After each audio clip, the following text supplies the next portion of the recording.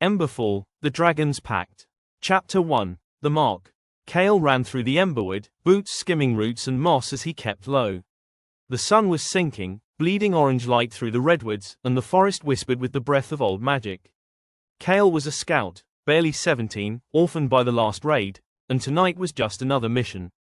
Until the sky exploded, a roar tore through the clouds, followed by a comet of fire that slammed into the trees ahead. The blast shook the forest and sent birds scattering in shrieking flocks. Kale sprinted toward the smoke, heart hammering.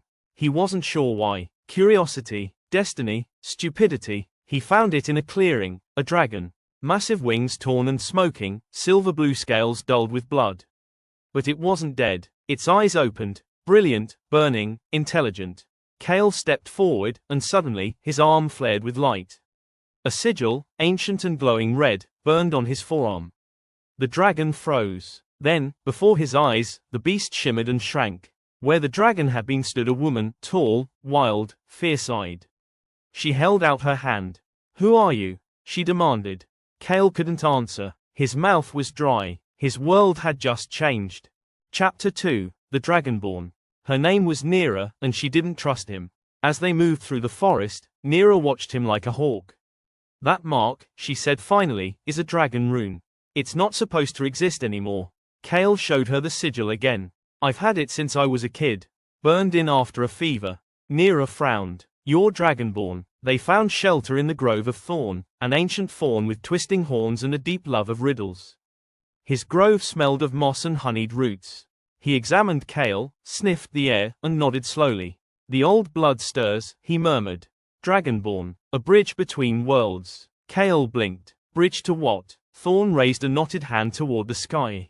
"To Aetheris, to the Heartforge, to the power that should have never been stolen." Chapter 3. Shadows in the Sky. Far above, in the floating city of Aetheris, Queen Lyrile peered into her scrying mirror. She saw Kale, the mark, Nira. Her lips curled. "Send the hunters," she commanded. Her court bowed low. Dragons had been driven to near extinction by her decree. The Heartforge, a crystal engine made of pure, stolen dragon essence, kept her city aloft and her power unchecked. A Dragonborn was a threat. She would not tolerate threats. Chapter 4. Fire and Blood. Kale, Nira, and Thorn traveled through mythic lands. Across the sky bridges guarded by wind spirits, through the Ember Canyon swarming with flame imps, and past the singing cliffs.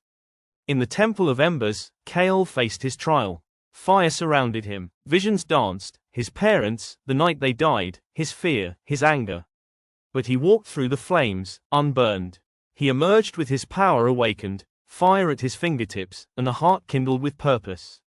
That night, the dragon hunters attacked. They came on griffins, cloaked in obsidian armor. Thorn fought with vines and enchantments. Nira became her true form, a roaring, magnificent dragon. Kale held the line with new flame-wrought power.